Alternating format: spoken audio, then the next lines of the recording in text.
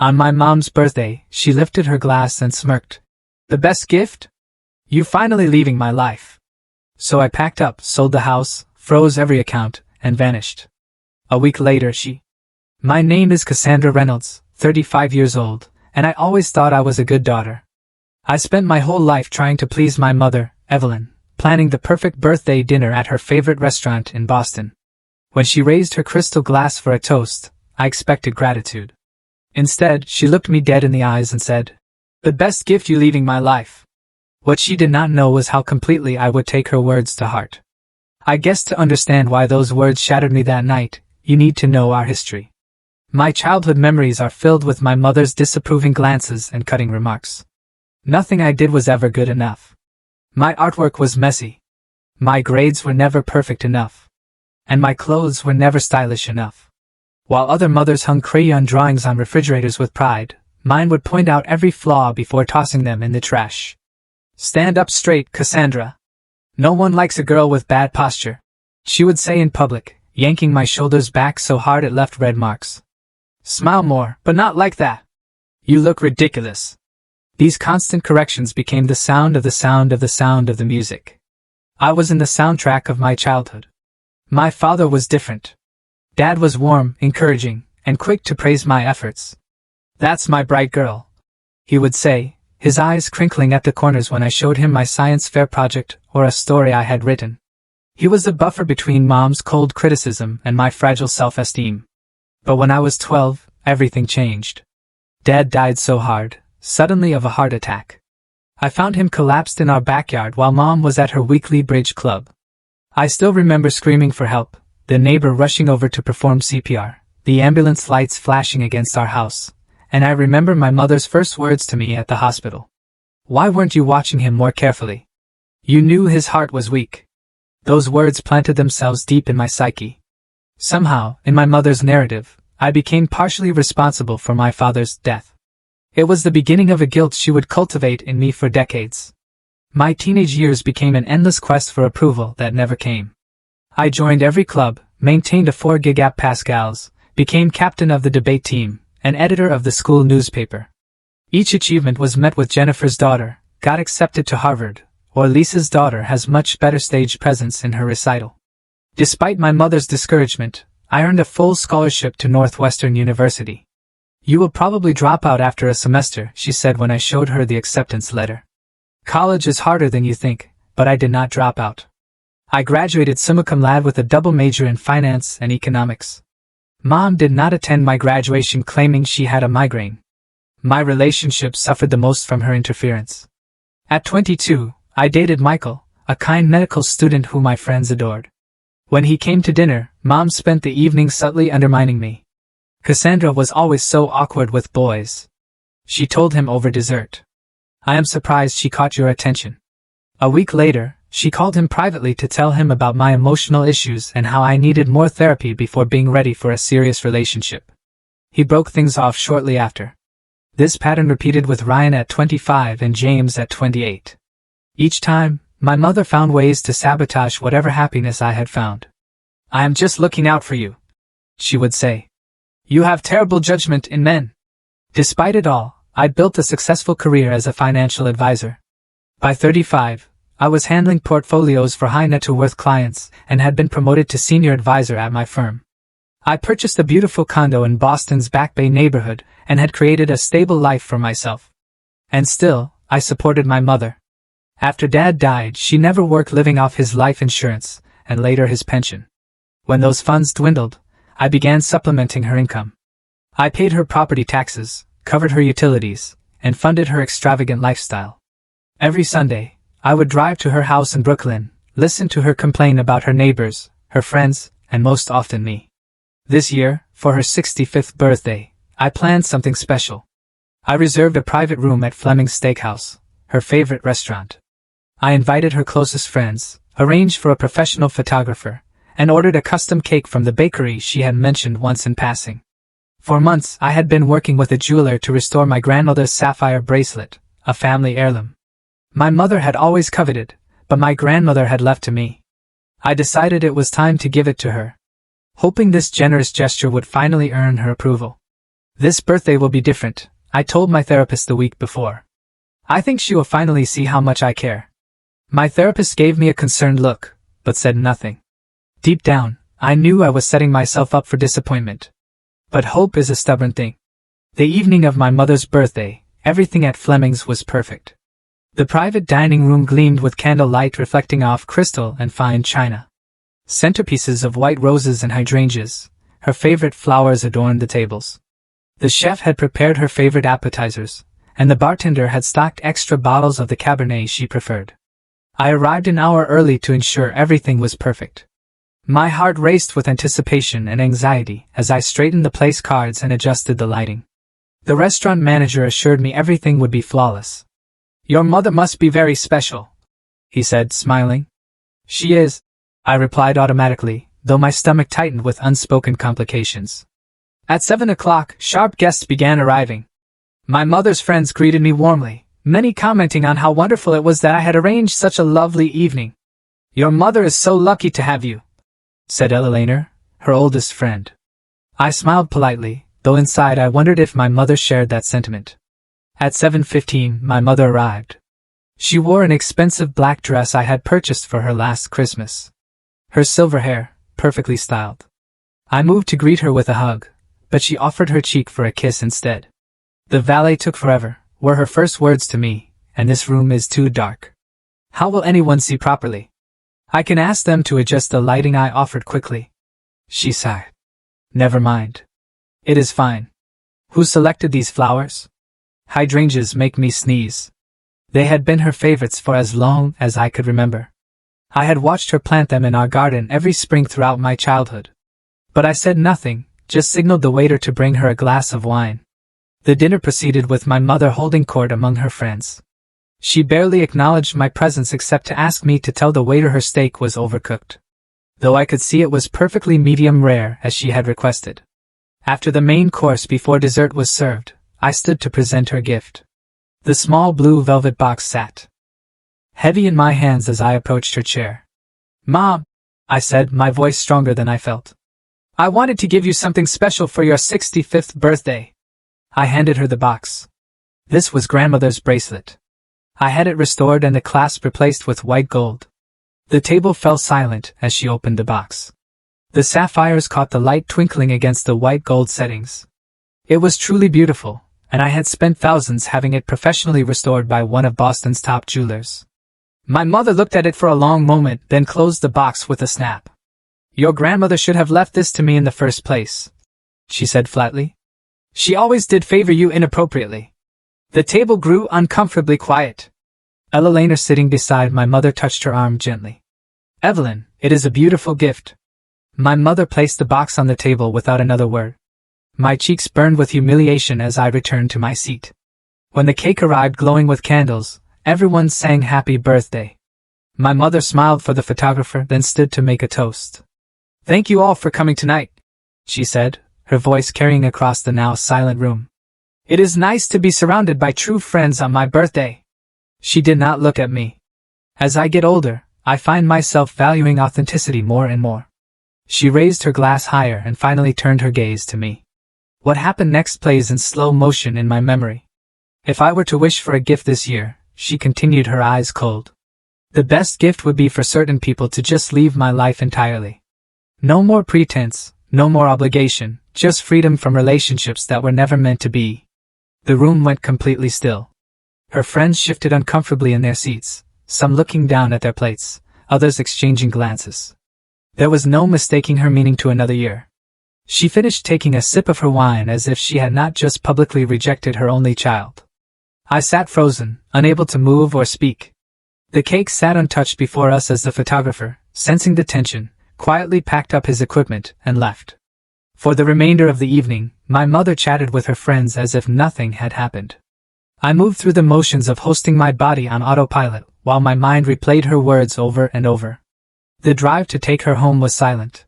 When we arrived at her house, she gathered her things, including the bracelet box, which she had not opened again. "Dinner was adequate," she said as she opened the car door. "Next time, choose a better restaurant. Fleming's has gone downhill." I could not help myself. Did you mean what you said about wanting me out of your life? She paused, one foot on the curb. Cassandra, do not be so sensitive. I was making a general statement. It did not feel general. Mom, it felt very specific. She sighed heavily. If you choose to take everything personally, that is your problem. But yes, our relationship has always been a burden. I did my duty raising you. I am not obligated to pretend we have some special bond now. I pay your bills, I said quietly. I maintain your house. I take you to every doctor's appointment. And you never let me forget it, do you? She snapped. You think your financial support buys you the right to be in my life? That is your father, and you always keeping score. She slammed the car door and walked to her house without looking back.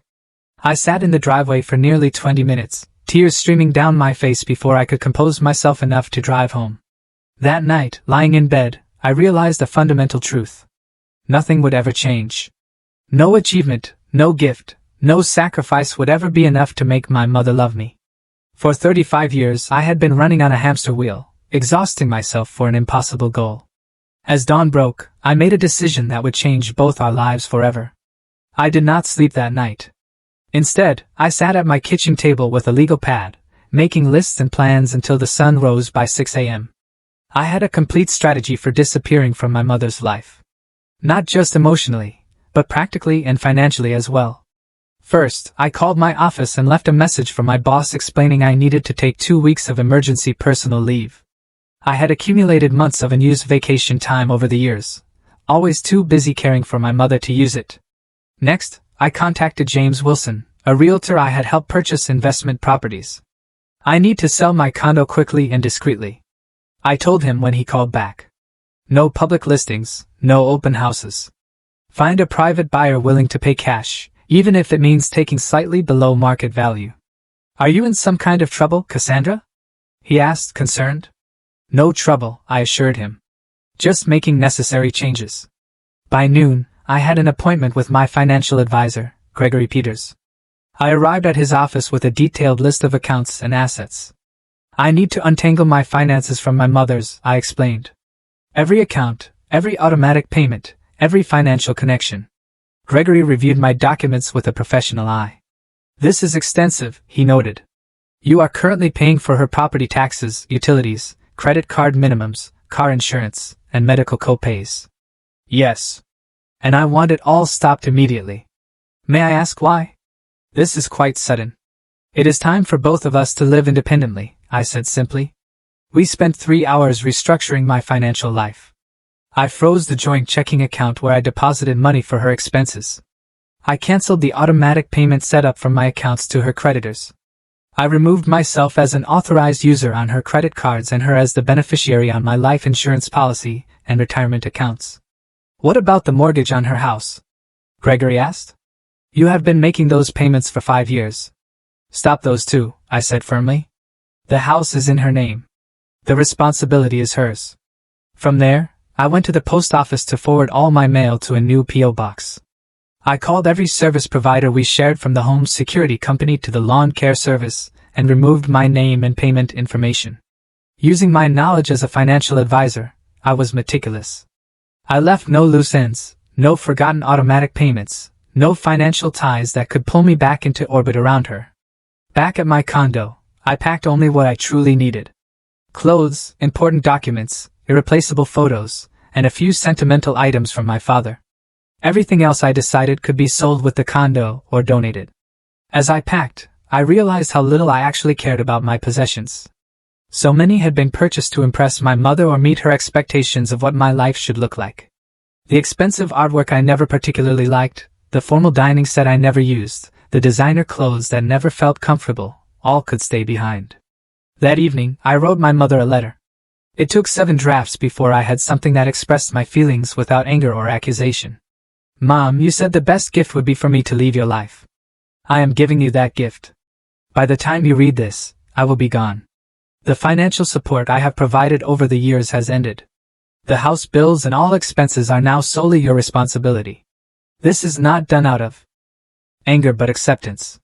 You are right that our relationship has been based on obligation rather than love. I release us both from that obligation. Do not try to find me. I do not wish to be found. Cassandra. I sealed the letter in an envelope and drove to her house late that night. I slipped it under her door and walked away without looking back. That night, I checked into a hotel under a different name paying cash. As I sat on the generic hotel bed, I felt a surreal mix of emotions from searing grief to profound relief. For the first time in my life, I was not responsible for my mother's happiness, comfort, or financial security. The weight that lifted from my shoulders was so immense, I actually gasped aloud in the empty room. Over the next week, my plan unfolded with mechanical precision. James found a cash buyer for my condo, accepting 15% below market value for a quick private sale. I opened new bank accounts at a different institution and transferred my assets. I deactivated my social media accounts and got a new phone number. I took only what fit in my car, driving west with no specific destination in mind. Each mile put physical distance between my old life and whatever would come next. I stopped checking my old email. I did not answer calls from unknown numbers. I severed every tether to my former existence. The first week of freedom was disorienting. Habit had me reaching for my phone to check on my mother to make sure she had taken her medication or to remind her of an upcoming appointment. I would catch myself planning Sunday visits that would never happen. At times, guilt would crash over me like a wave, leaving me breathless with doubt. But beneath the guilt and grief ran a current of something unfamiliar possibility. For the first time, my decisions affected only me. My time was entirely my own. My resources, substantial after years of professional success, were mine to direct as I chose. I had disappeared from my mother's life completely. What I did not expect was how thoroughly I would disappear from my own former life as well. The Cassandra who had existed in Boston, the beautiful daughter constantly seeking approval, was gone too. Who would take her place remained to be seen. 1 week after I disappeared, my mother began trying to contact me.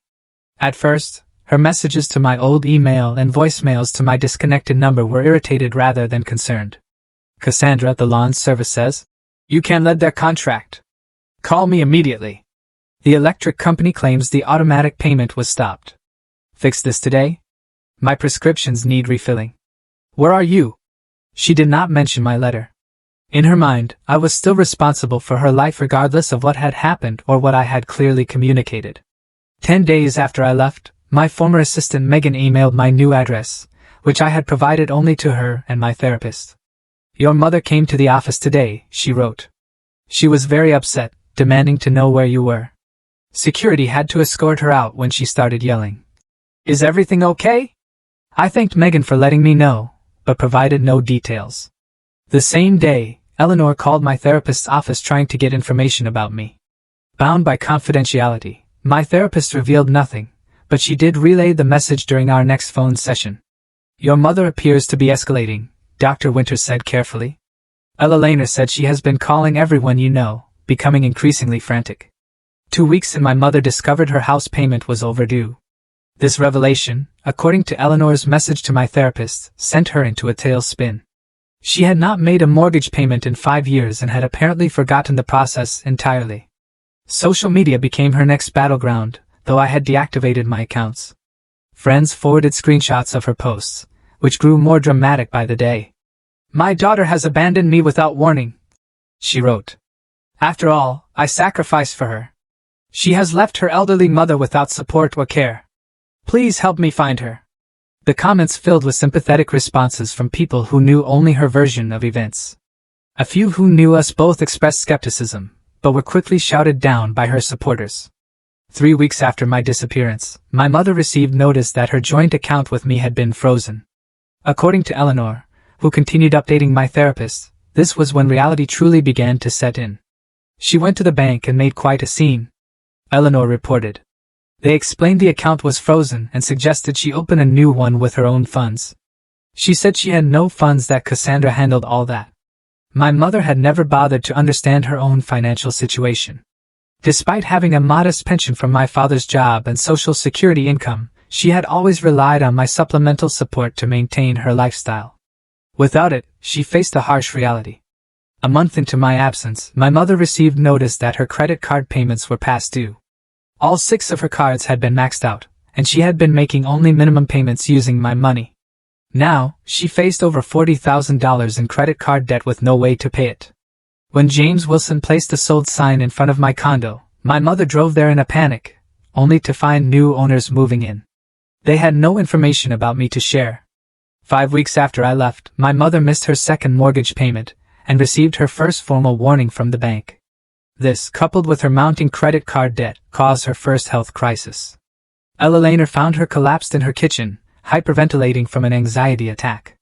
At the hospital, her blood pressure was dangerously high, and the doctor prescribed medication for anxiety and hypertension. She kept asking for you. Eleanor told my therapist. It was the first time I saw her actually worried about you rather than what you could do for her. After 6 weeks, my mother left her first voicemail that wasn't demanding or accusing. Her voice sounded smaller, older. Cassandra, I do not understand why you have done this.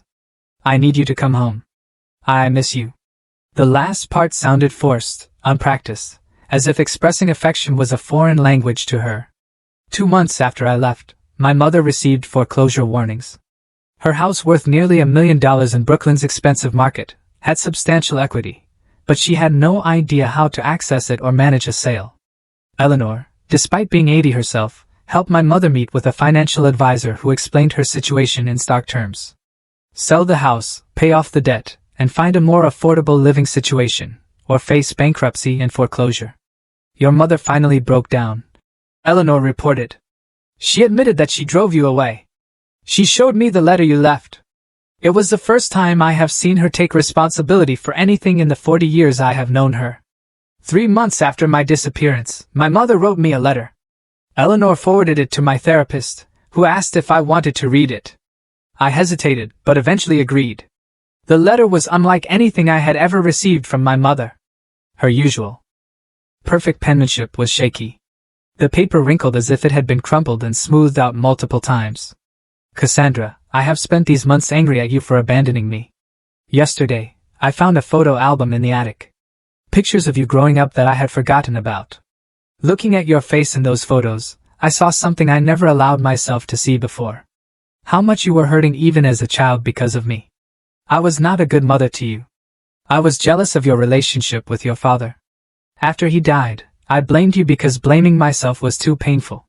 I resented you for being young and having opportunities one never had. None of this is an excuse. I am not asking for money or help. The house is being sold next month. I am moving to a senior apartment that I can afford on my pension and Social Security. I understand why you left. I would have left too. I'm sorry, Mom. The letter contained no demands, no guilt trips, no manipulation. For the first time in my life, my mother had seen me as a separate person with valid feelings. A week later, Eleanor sent another update. My mother had joined a support group for parents estranged from their adult children. She was seeing a therapist weekly. She was learning to do things for herself that she had always relied on others to handle. On her next birthday, exactly 1 year after the dinner that changed everything, Eleanor sent a final message Evelyn celebrated quietly at home. She had a small cake that she bought herself. She told me it was the first birthday where she truly understood what she had lost. Not the financial support or the practical help, but you, just you. While my mother was confronting her new reality, I was building mine. After 2 weeks of driving across the country, I settled in Seattle, as far from Boston as I could get, while staying in the continental United States. The constant rain and gray skies matched my mood those first few months. But the stunning beauty of the Pacific Northwest began to heal something in me. I found a modest apartment in Queen and with a view of Puget Sound. Unlike my Boston condo, I furnished this place entirely to my own taste. Simple, comfortable furniture in blues and greens that reminded me of the ocean. No formal dining room, no guest room designed to impress visitors who never came. Just spaces that felt like home to me. Using my experience and credentials, I found a position at a boutique financial firm specializing in ethical investments. The company was smaller than my Boston firm. The clients less wealthy, but the culture emphasized work-life balance and genuine service rather than prestige and profit. We value advisors who care about their clients as people, not just portfolios. The managing partner told me during my interview, I almost was my next priority. Dr. Matthews specialized in childhood trauma and toxic family dynamics. Unlike my Boston therapist, who had gently encouraged reconciliation over the years, Dr. Matthews validated my decision to separate from my mother. Arrangement is sometimes the healthiest choice, she told me during our first session. Not every relationship can or should be saved. Those words gave me permission to stop feeling guilty about my choice, to stop second-guessing the decision that had allowed me to breathe freely for the first time in decades. Making friends proved more challenging than finding work or housing.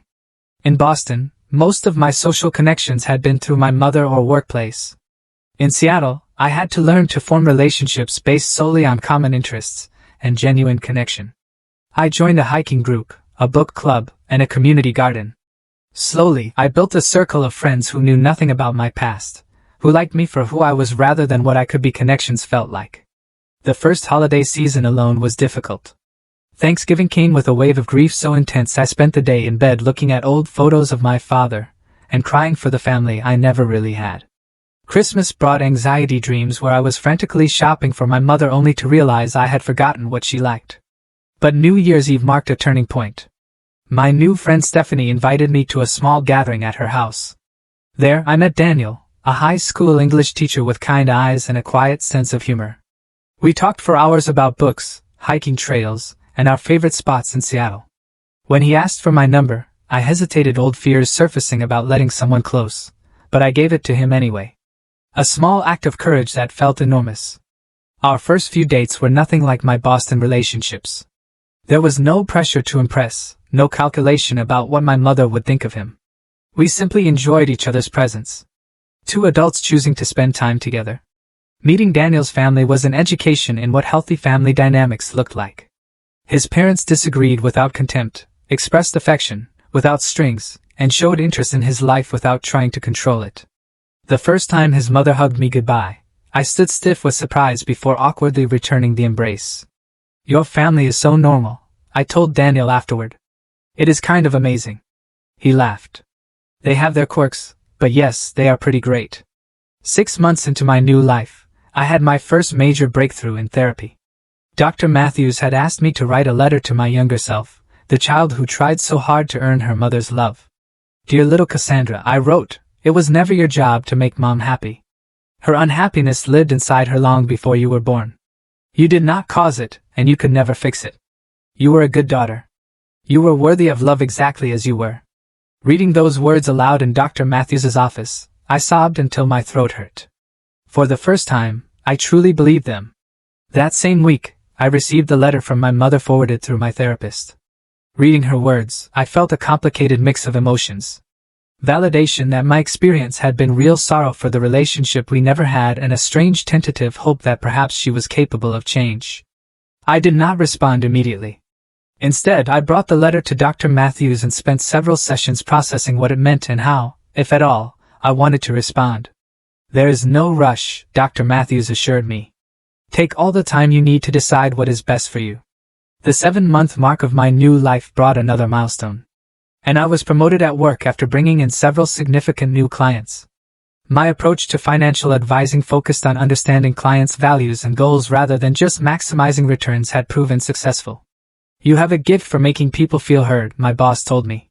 It was perhaps the first professional compliment I had received that had nothing to do with numbers or performance metrics. Dating Daniel continued to teach me about healthy relationships. When we disagreed, there was no silent treatment, no threats of abandonment, no keeping score of who was wrong. We simply talked it through, sometimes awkwardly, until we found understanding. When he told me he loved me for the first time, I panicked and pulled away for nearly a week. He gave me space, but made it clear he was still there. When I finally explained my fears, he listened without judgment. "Love should not be scary," he said simply. "It should feel like coming home." As the 1-year mark of my departure from Boston approached, I received another update from Eleanor through my therapist. My mother had sold her house, paid off her debts, and moved to a senior living apartment. She was taking art classes and had joined a book club. The photo Eleanor attached showed my mother looking older, but somehow softer, smiling tentatively at the camera while holding a watercolor she had painted. Looking at that photo, I made a decision I never thought I would make. I would return to Boston not to stay, not to rescue, but to see for myself who my mother had become in my absence. After a year of building my new life in Seattle, I flew back to Boston with a mixture of dread and curiosity. Daniel offered to come with me, but this was a journey I needed to take alone. I did not tell my mother I was coming. I was not ready for a planned reunion with its weight of expectations and potential disappointments. Instead, I booked a hotel downtown and spent the first day reacquainting myself with the city that had been my home for most of my life. Boston felt simultaneously familiar and foreign, like a dream remembered upon waking. I walked through the public garden, past my old office building, and by my former condo. These places that had once defined my daily existence now seemed to belong to someone else's life. On my second day, I visited Eleanor, the only person besides my therapist who knew I was in town. At 81, she remained sharp and insightful. Your mother has changed, she told me over tea in her Beacon Hill apartment. Not completely, mind you. She still has her moments, but there is a humility to her now that I never thought I would see. Do you think I should see her? I asked. Eleanor considered carefully before answering. Only you can decide that, dear. But I will say this, the woman who told you to leave her life is not entirely the same woman who lives in that senior apartment now. I had not planned to see my mother that day. But as I left Eleanor's building, I found myself driving toward Brooklyn automatically. My mother's new address was a modest apartment complex for seniors, nothing like the stately colonial home she had lived in for decades. I parked across the street, intending just to see the building and leave. But as I sat in my rental car, I saw her walking toward the entrance carrying a small grocery bag. She moved more slowly than I remembered, her posture less rigid. Without conscious decision, I got out of the car. We nearly collided at the coffee shop next door to her building. I had decided to get a coffee to calm my nerves before leaving. And there she was in line ahead of me. She did not recognize me at first. My appearance had changed: hair, shorter style, more casual expression, more relaxed. It was only when the barista called out Cassandra for my order that she turned, her eyes widening in shock. Cassandra. Her voice was barely a whisper. Hello, Mom. We stood frozen. And the bustle of the coffee shop continuing around us. Finally, she spoke again. Are you okay? The question surprised me. In all our years together, she had rarely asked about my well-being with genuine concern. I am, I said simply. Are you? She nodded, her eyes never leaving my face. Would you sit with me? Just for a few minutes. I hesitated, then gestured to a small table by the window. We sat awkwardly to strangers who had once been mother and daughter. I did not tell anyone except Eleanor. She nodded again, understanding. You look well, different but well. So do you, I replied, and meant it. There was a softness to her that had not existed before the harsh lines of perpetual disapproval somewhat faded. After a few minutes of strange small talk about the weather and the coffee shop, I suggested we walk to the park across the street, a public place, neutral ground, but more private than the bustling cafe. We sat on a bench, leaving careful space between us. For several minutes neither of us spoke. Then my mother did something I had never seen her do, she cried. Not the manipulative tears she had sometimes used to get her way, but silent, dignified tears that she tried to wipe away discreetly. I am sorry, she said, her voice steady despite the tears. I never thought I would see you again. I never planned to come back, I admitted. She nodded. I understand why. I have had a lot of time to think about everything. Eleanor mentioned you joined a support group. Yes, parents estranged from adult children. PAC they call it. She gave a small self-deprecating laugh. At first I went to learn how to get you back. But what I learned instead was why you left. She turned slightly to face me, her hands clasped tightly in her lap. The other parents there, they all had stories about their ungrateful children who abandoned them for no reason. But as they talked, I began to see the patterns, the control, the criticism, the emotional manipulation. I recognized myself in their stories, and it was uncomfortable. I remained silent, hardly believing what I was hearing. My therapist, Dr. Collins, helped me understand something I never wanted to face. She took a deep breath. I treated you the way my mother treated me. This was new information. My grandmother, who had died when I was 10, had always seemed like a saint in family stories. Your grandmother, my mother nodded. She was cruel. Nothing I did was ever good enough. She compared me constantly to my cousins, to neighbors' children. She told me I was the disappointment of her life. Her voice caught. Sound familiar? I felt a chill despite the warm spring day. You never told me. I never told anyone. I was ashamed somehow, as if her treatment of me was my fault. She looked down at her hands. When you were born, I swore I would be different, but I did not know how. I had no model for good mothering, only perfect images from magazines and television that I could never live up to. That explains some things I said carefully, but it does not excuse them. No, she agreed immediately. It does not. Nothing excuses how I treated you, especially after your father died. I was jealous of your relationship with him. He knew how to love you in a way I did not know how to love anyone. The frankness of this admission stunned me. My mother had never acknowledged my father's superior parenting, let alone admitted jealousy of our bond. After he died, I blamed you because I could not bear to blame myself for not being there when he needed me. And then over the years, it became a habit, making you responsible for my happiness, my comfort, my everything. She wiped away another tear. It was wrong, Cassandra. All of it was wrong. We sat in silence for several minutes, the weight of decades of pain between us. I brought something for you, she said finally, reaching into her purse. She pulled out a worn leather journal. I have been writing this since you left. My therapist suggested it might help me understand my behavior and its impact on you. She held it out to me. You do not have to read it, but if you ever want to understand, it is all there. My childhood, my marriage to your father, my failures as your mother, and my work to become someone different. I took the journal, feeling its weight in my hands. Thank you, I said, not knowing if I would ever open it. I am not asking for forgiveness, she continued. I am not even asking to be part of your life again. I just wanted you to know that I understand now why you had to leave and that I am truly sorry for making that necessary.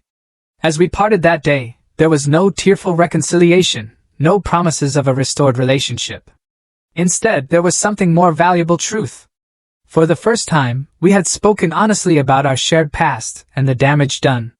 I live in Seattle now, I told her as we stood to leave. I have a good life there. She smiled a genuine smile without bitterness. I am glad. That is what I should have wanted for you all along. I cannot promise anything, I said carefully. But if you would like, we could exchange emails. Just see how it goes. I would like that very much, she replied, her voice steady, but her eyes bright with unshed tears. We agreed to a limited correspondence, emails only for 3 months. No phone calls, no visits, just written words that could be considered carefully before being sent or read. As I watched her walk back to her apartment building, shoulders straight, but without the rigid control, I remembered I felt something unexpected: hope. Not for the mother-daughter relationship I had always craved as a child, but for a new, more honest connection between two flawed adults who shared a painful history but might possibly find a way forward. On the plane back to Seattle, I held the journal but did not open it. Some truths needed to be approached slowly with care and support. I would share it with Dr. Matthews first, then decide if and when I was ready to read my mother's unfiltered thoughts. Daniel met me at the airport. His calm presence, a balm after the emotional turbulence of the trip. How did it go? He asked simply as we drove home. Honestly, I replied, nothing like I expected, and maybe, just maybe, better than I feared. 2 years have passed since I vanished from my mother's life. In that time, I have built something I never thought possible. A life defined by peace rather than constant anxiety, by genuine connection rather than obligation, by self-worth rather than desperate approval seeking. My career in Seattle has flourished. I was made partner at the firm last year, specializing in helping women achieve financial independence after divorce or widowhood. The work feels meaningful in a way my Boston position never did, perhaps because I understand firsthand the power of financial security in creating freedom. Daniel proposed 6 months ago on a hiking trail overlooking the Olympic Mountains. Unlike my previous relationships, our connection has grown slowly and steadily, built on mutual respect and genuine affection rather than desperation or convenience. When I said yes, it was with complete confidence rather than the nagging doubt that had accompanied major decisions in my past life. My relationship with my mother has evolved into something I never imagined possible. Our email correspondence gradually expanded to include occasional phone calls. Last Christmas, I invited her to visit Seattle, and to my surprise, she came. Watching her interact with Daniel and his family was revealing. She was quieter, more observant, less quick to judge or criticize. When Daniel's niece showed her a drawing, my mother admired it sincerely without pointing out flaws or making comparisons. It was as if she was learning how to be a grandmother by watching Daniel's parents with their grandchildren. Your mother is not what I expected from your stories, Daniel said after she returned to Boston. She is not the same person, I replied, realizing the truth of it as I spoke. Neither am I. We are planning a small wedding for next spring. When I hesitantly asked if she would like to attend, my mother's response surprised me. I would be honored, she wrote. But I will understand if you change your mind. This day should be perfect for you, not stressful because of my presence. This consideration of my feelings, this willingness to step back if needed, was evidence of how far she had come. 2 years ago, she would have either demanded a central role or refused to attend out of spite. My mother continues her therapy and support group. She volunteers at a community garden and teaches art classes at her senior living facility. We will never have the close mother-daughter bond that some of my friends enjoy with their mothers. Too much damage was done too early, and some wounds, while healed, leave permanent scars. But we have something different, something hard-won. Through separation, self-reflection, and deliberate change, we have an honest relationship between two adults who see each other clearly with all our flaws and strengths. The journal she gave me sits on my bookshelf. I finally read it with Dr. Matthews' support 6 months after my Boston visit. Its pages contain pain. I had never imagined insights. I had never expected a perspective on our shared history that helped me understand, if not excuse, the dynamics that shaped our relationship. Looking back on my decision to disappear from my mother's life, I see now that it was necessary not just for my healing but for hers as well. As long as I remained the beautiful daughter, absorbing her criticism and meeting her needs, neither of us could change. It was only in my absence that she was forced to confront her behavior and its consequences. Not everyone who reads this will understand my choice. Some will think me cruel for leaving an elderly parent without support. Others might question why I ever allowed contact to resume. But I have learned that healing rarely follows a straight or simple path. Sometimes the kindest thing we can do for ourselves and others is to disappear until we are seen for our true worth. Sometimes the people who hurt us most deeply can change given enough time and motivation. And sometimes the family we create through choice can teach us how to heal the wounds inflicted by the family we were born into. Daniel and I are building a life based on mutual respect, open communication, and genuine affection. His family has welcomed me with a warmth I never knew was possible. My circle of friends continues to grow each relationship, teaching me something new about healthy connection. As for my mother and me, we proceed carefully each interaction, a small test of our new boundaries and understanding. There are still difficult moments, old patterns that try to reassert themselves. But now we have tools to recognize and redirect these tendencies before they cause new damage. At her most recent birthday dinner, a quiet affair at a restaurant near her apartment, she raised her glass in a toast very different from the one that changed our lives 2 years ago. To second chances, she said simply, and to the daughter who was brave enough to leave so that both of us could find better versions of ourselves. Sometimes the greatest gift you can give yourself and others is the courage to vanish until they see your true worth. Have you ever had to create distance from someone you love in order to heal? Thank you for being part of this journey with me. And remember, it is never too late to create boundaries that protect your peace. Take care. Good luck.